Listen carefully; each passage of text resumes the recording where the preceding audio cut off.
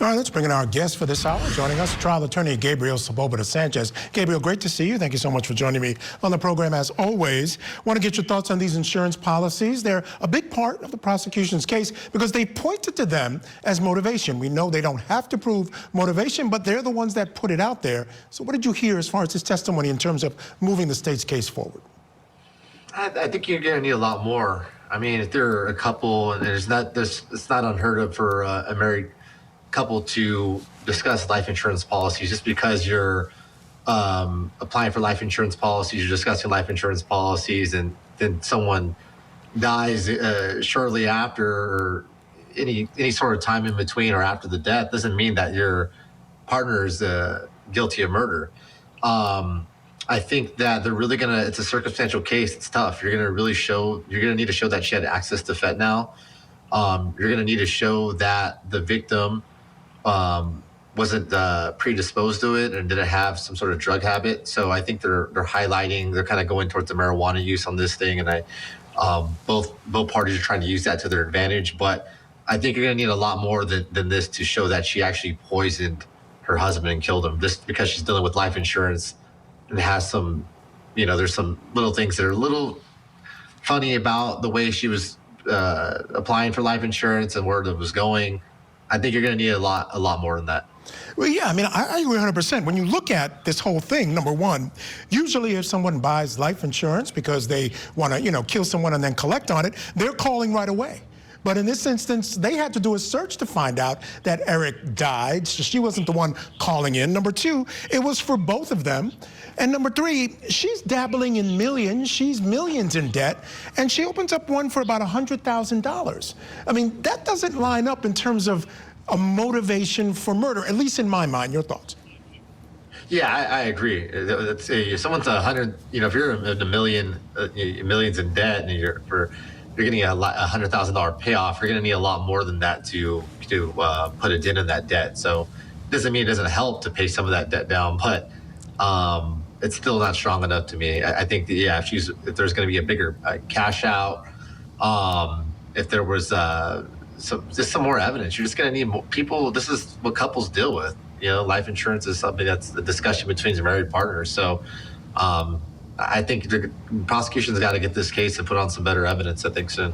Yeah, no doubt about it. They've already made a pretty decent connection to the drugs, so this is just part of that case. But Gabriel, stand by. We're going to take a break, folks. When we come back, we'll have more of the Kouri Richins murder trial, so keep it here on CourtTV.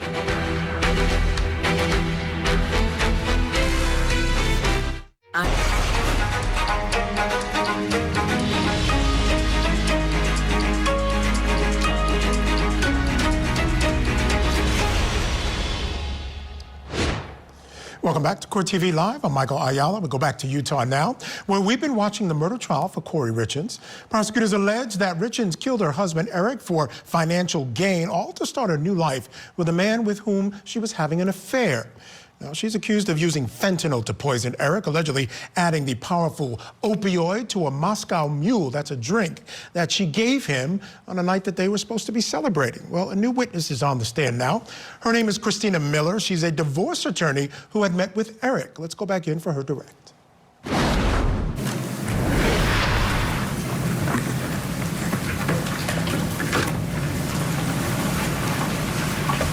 Ms. Shervanek, please proceed. Yes, Your Honor. Good morning, ma'am. Good morning. If you could state your name and spell your last name, please. Christina Miller, M-I-L-L-E-R. Ma'am, what do you do for work? I am a divorce attorney, special master, private guardian ad litem, and just started doing divorce mediations as well. How long have you been a divorce attorney? Almost 30 years. And in that practice, do you do exclusively divorces? I do. And do you have experience with custody arrangements? Extensive. In your practice, how many divorce actions would you say you've been a part of? Over 2,000. How do you get new clients in your practice? In this town, word of mouth, typically. I haven't really ever advertised. We've done some hometown parades back in the day, but was really more for team building, office building. I don't advertise in the newspaper or radio or anything like that. And I didn't ask you this, and I should have, but what geographic area do you typically practice in? Typically Park City, Wasatch County area. On occasion, I'll have cases out in the Basin. Sometimes I have to go down to Salt Lake, not often, but I have some people who won't take no for an answer with leaving some in Wasatch County. Understood. And so tell the jury a little bit about your process when you take on a new client, what happens in your office, and then eventually how you get involved with that person. So we have I think I'm a bit unusual as divorce attorneys go. We have a very strict process that we have developed, we being me and my paralegal, Leslie Staples, who's been my paralegal for going on 28 years now this March. And we determined pretty early on in our practice that there was a lot of information we needed to receive from clients in order to get a case going. So I developed forms that we use in every single case. When I'm meeting with client, I've developed diagrams. In approximately 2008 is when we really started putting things together so that every client meeting could follow the same pattern, the exact same order for the most part, and I could take all of that information, hand it to my paralegal, and she would know as much as I did at the time with regard to some basic information. So if a new client was being referred to you, would they first set up a meeting with your paralegal via phone? Yes. She has vetted clients since we started practicing together. If I vetted all clients, I wouldn't get any work done. And so after that call with your paralegal, do you meet with the new client? If they get past Leslie, then yes, she will schedule a meeting for me. Almost every new client, especially if they're at the beginning of a divorce case, she tells them that the meeting can be anywhere between 2 and 4 hours, depending on the complexity of their case. Like I said, my process, I think, is pretty unusual because I try and get as much information as the client knows or can give me, and I give them back as much information as I can to make that initial meeting really impactful because it's getting divorced is a very emotional process in addition to a legal process. And so during that, or I should say after you have that intake meeting, this extensive meeting with a prospective client, new client, or with a new client, how many people actually, in your experience, proceed from that meeting to filing a divorce? Based upon my 30 years, almost every one of them. There are a handful that don't, but the process of emotionally, psychologically, finally calling a divorce attorney and then the process of showing up for a meeting is significant for most people. Once they've kind of hit that stage on an emotional, psychological standpoint, they're ready to move forward or ready to prepare to move forward. So, I mean, there have been people I've been meeting with for 10 years who have yet to move forward, but there are rare, it's rare that they don't move forward, either with me or someone else or something happens.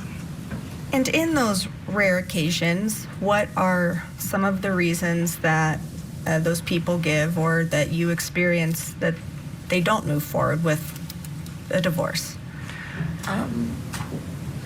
It's pretty specific to each individual client who's not moving forward, but the top reasons are they're concerned about kids, the impact of divorce on kids. They're concerned about the age of their kids and being too young to be able to speak up about what's happening in both households. Some people are concerned about their religion and what it means for them from a religious standpoint. Some people have stayed together for quite some time because of health reasons. Back in the day when it was more difficult to get insurance, you would have some people who had a significant health issue who stayed together until that health issue was resolved. And so you've kind of talked about this extensive first meeting that you have with new clients, and part of that, it sounds like, is information gathering from that person. Is that correct? Yes. And you've talked a little bit about the forms that you go through. Are one of those forms directed towards, or the topic of that is any children involved? Yes. So my office staff, I'm sure, gets annoyed at the fact that I like to have all my forms in a very certain order. And like I said, I'm a visual learner. That's how I teach people about divorce. So I have the diagrams I have and what I call the blue sheets, which are sheets that have all topics on it that I feel like I need from most divorcing people. They go in a certain order. So my packet, when somebody comes in to meet with me, it's thick, and it goes in order. So it's first, what is divorce, and what does this path look like? Then it's kids, and I have forms and booklets and reading material and the Children's Bill of Rights that we go over. And then there's assets and debts, and then it's ongoing issues. So if alimony may be a concern, we go over a diagram for alimony and hit a lot of topics on income, expenses. Then there's miscellaneous, and then we go over, what does this path look like if you went this way? How do you tell your spouse? How do you prepare for ultimately filing or defending? I want to turn your attention to Eric Richins. Did you know him? I knew him in the sense that I met with him. And how did you come to meet with him? Who referred him to you? Several people, but the person that reached out to me was his brother-in-law, Clint Benson. He texted me in early October 2020, asked if I could meet with his brother-in-law, Eric, and told me it was urgent. So I explained the process that you have to get through Leslie, and I believe he contacted the office early October 2020, and I ultimately met with him October 23rd, 2020. Okay, so Eric went through the process that you've described and ultimately ended up with you in that extensive new client meeting that we've been discussing. Yes, we met for 2.5 hours.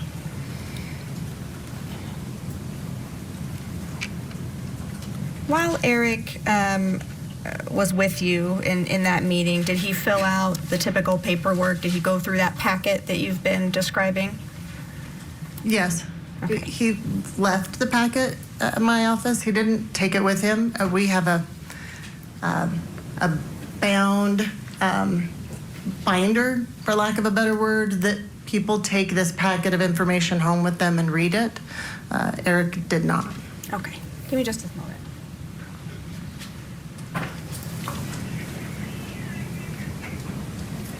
This is our state's Exhibit 8-49. If you could turn to the 8th tab.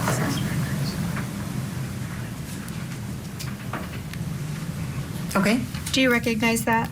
I do. And we've been talking about paperwork that Eric filled out. Is that some of the paperwork that he filled out in your office? Yes.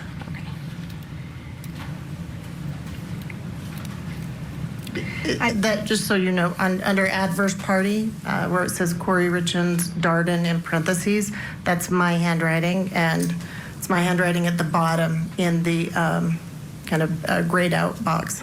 Okay, and the rest of that is paperwork that Eric filled out? Yes. Okay. That's all we need from that one for now. So I want to talk about the advice that you gave to Eric Richins during this meeting. Did you get an impression about why Eric was in your office? I did. What was that impression? He was there to find out what it would look like in terms of going forward with the divorce. Was there to learn how to protect his finances, having Your Honor, just... I'm going to object. Pause This there, Ms. information Miller. is all based on hearsay. Are you asking about what was said or her observation of his physical demeanor? I'm asking about effect on the listener, Your Honor, how his information informed her legal advice. Please approach. All right, while they're in a side, we'll take one as well. We'll be back in just a moment. Keep it here on Court TV.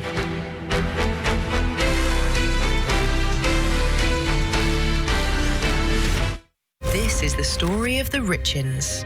Eric, a father of 3, met an untimely end, and Kouri, his widow, wrote a children's book on grief.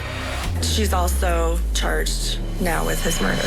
He was faced with betrayal and terror. I know her innocence. Is their story a tragic romance? Or a twisted tale of grief? The truth will come out. The Grief Author Murder Trial. Live coverage weekday mornings, 8, 7 Central on Court TV. On this...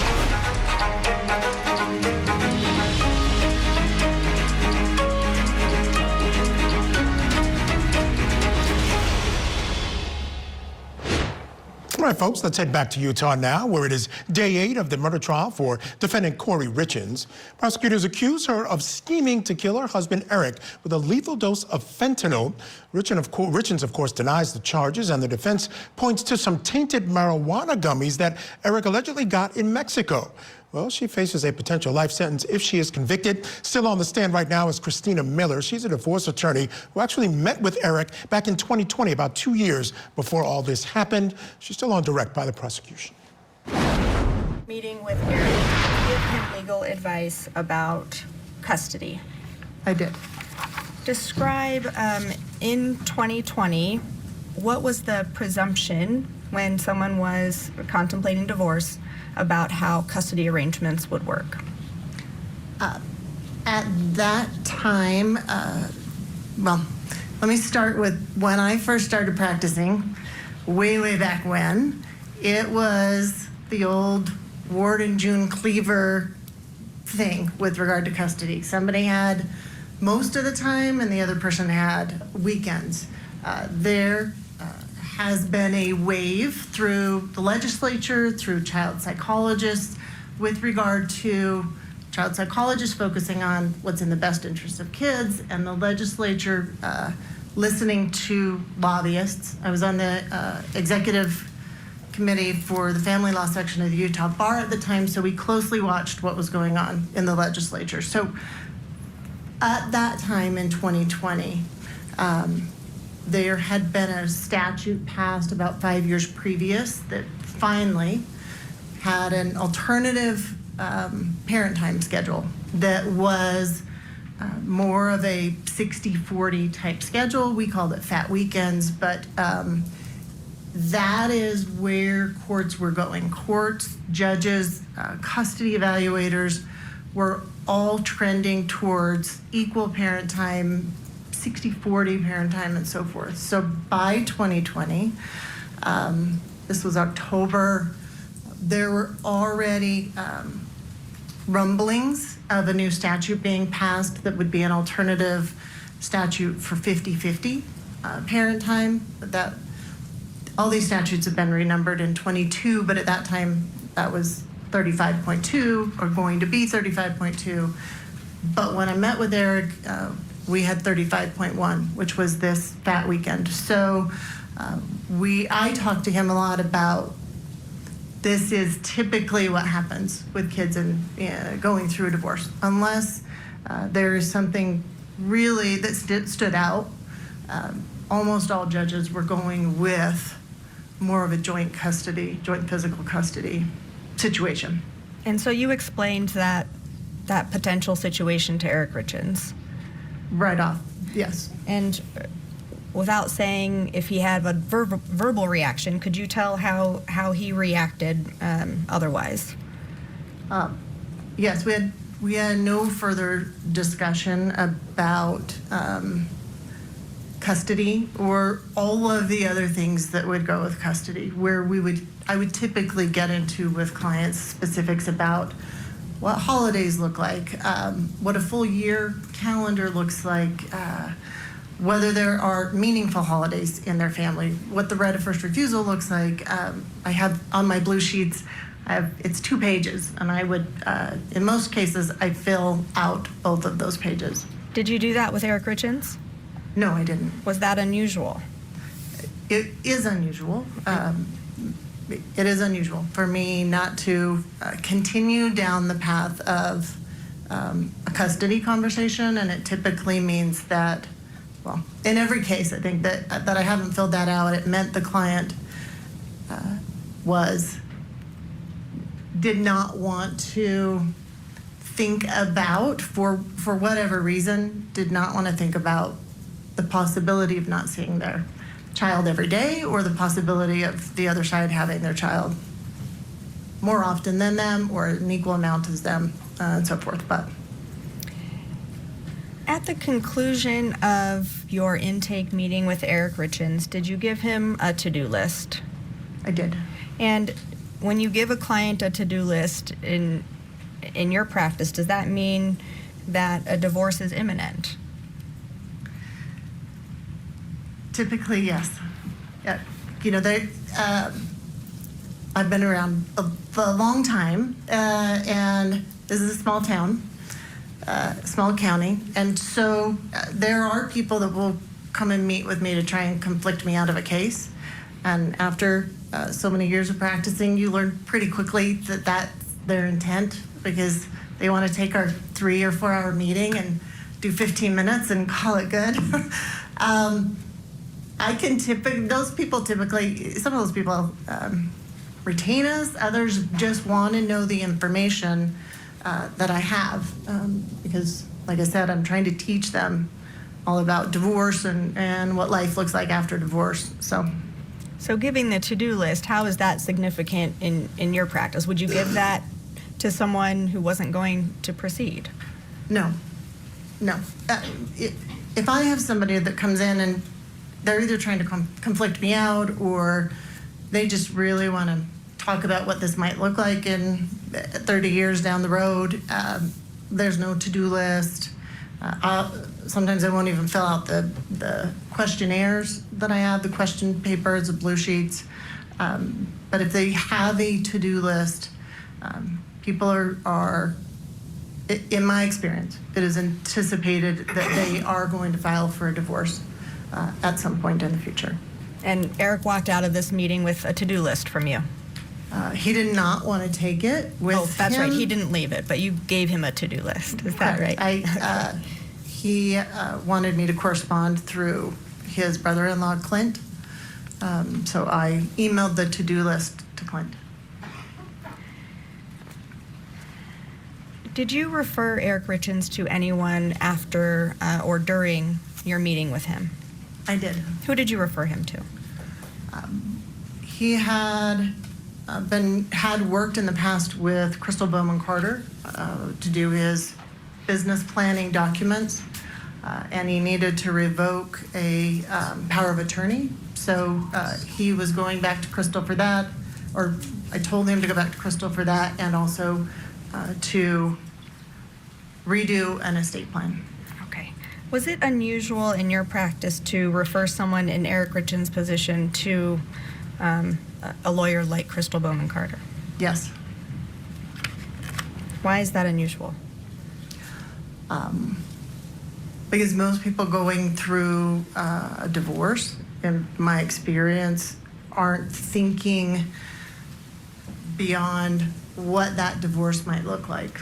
They're not thinking about death or estate planning and so forth. And most people, once you file for divorce, you cannot change any beneficiary and so forth. And so that was not a rule at that time in 2020. It's a rule now, but it was unusual. I've only referred one other person in my memory to change their estate plan while a divorce was either pending or before they filed for divorce. So Eric went through this initial meeting with you. Did he ever file for divorce with you? He didn't. Or through you, I suppose? No. And did you discuss a timeline with him about filing for divorce? I did not discuss a timeline with him. As I said, well, I didn't say this, but because divorce is so emotional, and there are so many things to unravel, kids and finances and debts and family and external family and extended family, and everybody really is on their own timeline. Like I said, I have a couple clients currently that I've been meeting with them for 10 years off and on, so they're not ready to pull the trigger, and everybody has a different timeline. Thank you. Those are all my questions for you. All right, quickly, I want to bring back in our guest, still with us, trial attorney Gabriel Sepulveda-Sanchez. Gabriel, so Eric, the victim in this case, about 2 years before all of this whole thing went down, he's meeting with a divorce attorney. Again, I think that's kind of what the state is saying was the impetus for her to say, look, I got to do something about this because I'm put in a bad position by a divorce. What do you make of this meeting and how the jury might be taking it? I don't think it was that impactful, to be honest. I mean, how many people go to divorce attorneys just to get a consult? They're not sure if they want to get divorced. They're rethinking it.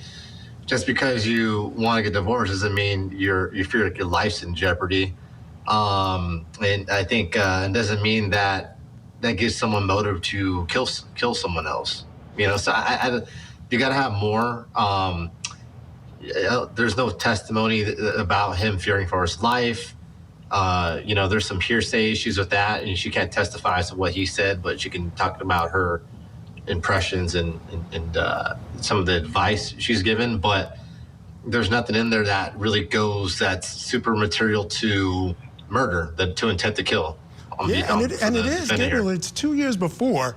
She claims that they started working on their marriage. So a lot of time there to make, better whatever was causing those problems. All right, Gabriel, thank you so much for being with me this afternoon. Truly appreciate it. Folks, stick around. We'll have more of the Kouri Richins murder trial when we come back.